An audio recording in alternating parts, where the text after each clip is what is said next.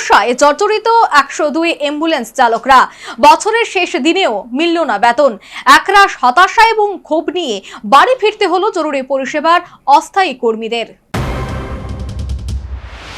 2020 সালে রাজ্য সরকার 102 অ্যাম্বুলেন্স পরিষেবা চালু করে। উদ্বোধন করেন তদানীন্তন মুখ্যমন্ত্রী বিপ্লব কুমার দেব। সম্পূর্ণ বিনা পয়সায় এই অ্যাম্বুলেন্স পরিষেবা আজও রাজ্যে চালু রয়েছে, কিন্তু 102 অ্যাম্বুলেন্স চালকদের মাসোয়ারা ঠিকভাবে হচ্ছে না।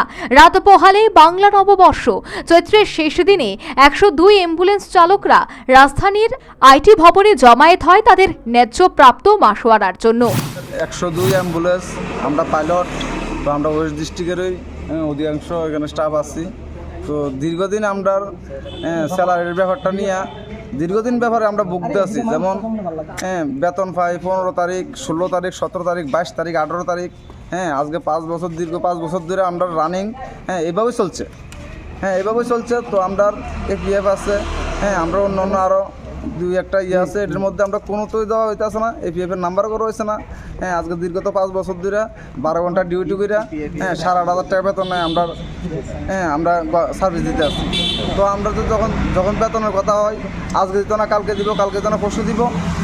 কোনো অফিসিয়ালি ইস্যু আছে বা এমন মানে যে কোনো একটা ব্যাংকবদ্ধ হারা কারণ বশত যে কোনো একটা দেওয়া হইতে আছে। তো এই জায়গার মধ্যে আমরা আজকে অনেক সবাই মিলে আমরা একতা হয়েছি। তো এই জায়গার মধ্যে আমরা আইটি ভবন আইসি, আমরা অফিসে 102-102।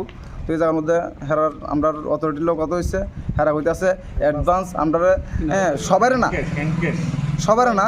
তো এই জায়গার মধ্যে 3,000 টাকা করে দিয়ে দিব সবাই না, যারা যারা আসি।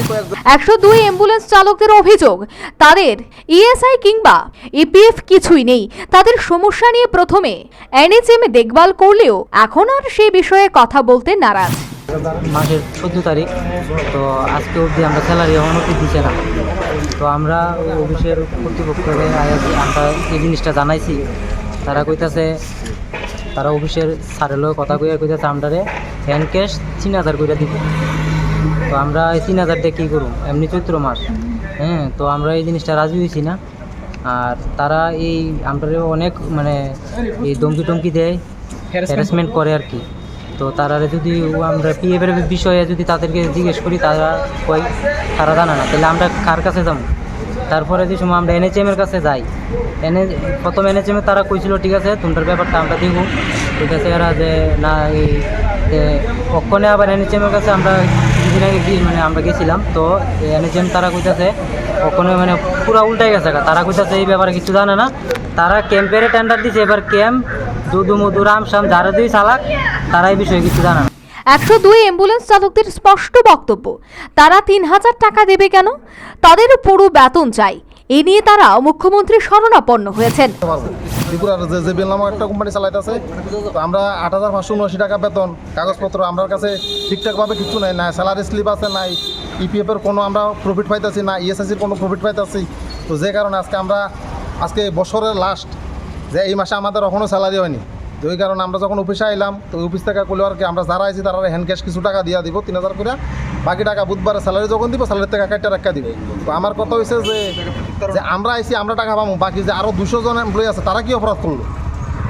আমরা অ্যাডভান্স টাকা দিব, যারা স্যালারি থেকে কাটটা রাখবো। যে আমরা এমন যদি হয় পরিস্থিতি যে শোষণীয় হয়ে রয়েছে, যে আমরা যে সার্ভিস দিয়ে দিব কীভাবে দিব? আমরা যদি বছরের শেষে যদি যে অল্প কয়েকটা বেতন পাই, এটা যদি না পাই, তো আমরা সার্ভিস কীভাবে দিব?